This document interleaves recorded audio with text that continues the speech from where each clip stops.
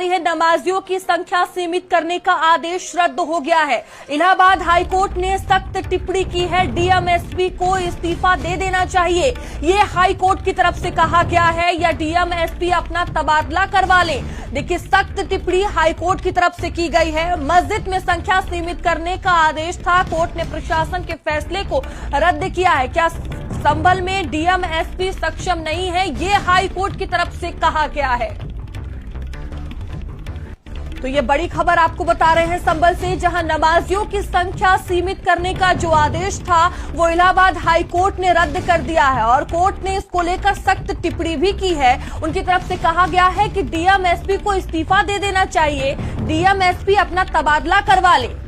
तो मस्जिद में संख्या सीमित करने का आदेश था, कोर्ट ने प्रशासन के फैसले को रद्द कर दिया है और कोर्ट ने देखिए ये भी कहा है, क्या संभल में डीएम एसपी सक्षम नहीं है।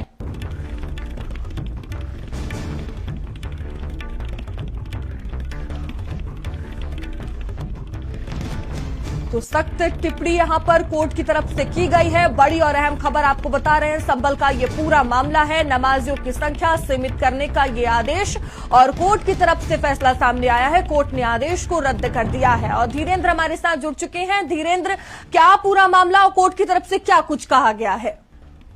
देखिए, संभल में नमाजियों की संख्या सीमित करने का जो आदेश दिया था उसको रद्द कर दिया गया। तो हाई कोर्ट ने इस पूरे मामले में तर्क टिप्पणी की है। उन्होंने कहा है कि डीएम एसपी को इस्तीफा दे देना चाहिए। तो हाई कोर्ट ने स्पष्ट किया है कि राज्य का यह संवैधानिक दायित्व है कि हर समुदाय को अपने निर्धारित पूजा स्थल पर शांतिपूर्वक धार्मिक अनुष्ठान करने की अनुमति मिले। अदालत ने यह भी कहा है कि यह संबंधित स्थान निजी संपत्ति जैसे कि पहले कोर्ट मान चुका है, तो पूजा अर्चना के राज्य में अनुमति लेने की आवश्यकता नहीं है। तो निश्चित तौर पर जिस तरीके से अब नमाजियों की संख्या सीमित करने जाने का जो आदेश था उसको रद्द करते हुए और तर्क टिप्पणी की है। और साथ ही साथ अदालत ने भी कहा कि स्थानीय प्रशासन यदि पुलिस अधीक्षक और जिला अधिकारी कानून व्यवस्था बनाए रखने में सक्षम नहीं है, तो इस वजह से नमाजियों की संख्या सीमित करना चाहते हैं, तो उन्हें पद से इस्तीफा दे देना चाहिए।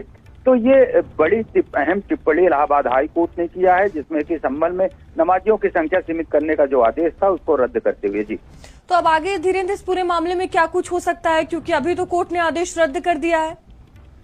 देखिए, जिस तरीके से राज्य सरकार की ओर से जो नमाजियों की संख्या को सीमित करने जाने का ये पूरा मामला था, उस पूरे मामले में उनके आदेश को रद्द कर दिया है।